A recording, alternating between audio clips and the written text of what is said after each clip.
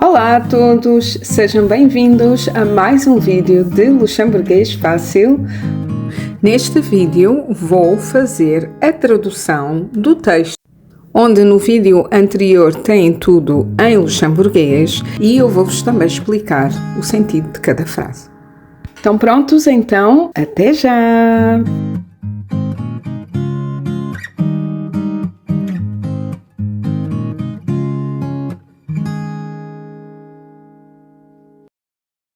Então, vamos à análise do texto. Ora, na frase "Was du schon obdarfst", "Was du schon obdarfst", schon é já. Nesta frase podemos literalmente traduzir a letra, porque fica was du, estás tu, schon é já, obdarfst, no trabalho. A frase traduzida literalmente fica estás tu já no trabalho. Bom, o que nós também podemos dizer, se bem que para nós fica melhor tu já estás no trabalho, mas faz sentido mesmo que digamos nesta forma inversa. Depois, a beça gestresst für eis. A beça, um pouco. Gestresst, estressante, für eis, para nós.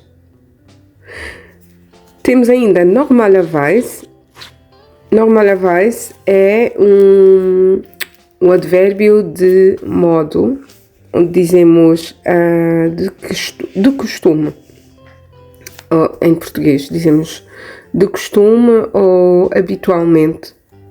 Habitualmente, normalerweise, stehen wir ob. O verbo é opstehen e é um verbo de partícula separável, que é assim que se chama, porque temos o op e o stehen. Então, o op vai para o fim da frase e fica stehen, o resto da frase, op. Stehen wir, levantamos-nos às 7h05, op. Ou seja, normalerweise, de costume, geralmente, stehen wir 7h05, op. De costume, levantamos-nos às 7h05. E o op no fim da frase. Es war mit, weil gestern ein ganz langer Tag war. Es war mit, eu estava cansada, weil gestern ein ganz langer Tag war. Porque ontem foi dia longo. Man kann Gymnastik gehabt. Gehabt é o verbo hun, que está no tempo passado perfeito, ou seja, tiveram. Depois, no fim do texto, temos bis overs bei eis. Overs é à noite, bis é até. Então, até à noite em nossa casa, bei eis.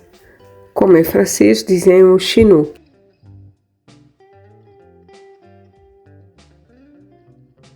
E chegamos assim ao fim da análise do texto.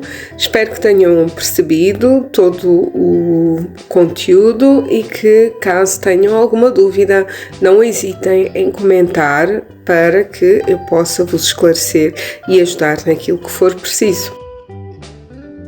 Obrigada por estarem desse lado. Até breve. Bis geschwan.